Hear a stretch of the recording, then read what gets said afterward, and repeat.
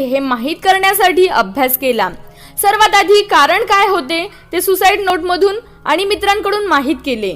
अमेरिकेच्या आर्थिक मंदीमुळे त्याची नोकरी गेली। बरेच दिवस रिकामे बसून राहावे लागले। नोकरी शोधत राहिला, मग आपला पगार कमी करत गेला आणि तरीही नोकरी मिळाली नाही। घराचा हप्ता थकला, रस्त्यावर येण्याची वेळ आली।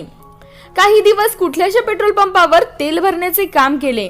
वर्षभर हे सहन केले आणि शेवटी पत्नी आणि मुलासह आत्महत्या केली। तज्ञांनी या घटनेचा सार असा काढला की या माणसाची मानसिकता फक्त यश मिळविणे यासाठीच तयार झालेली होती, परंतु अपयशाचा सामना कसा करायचा याचे शिक्षण त्याला मिळालेच नव्हते।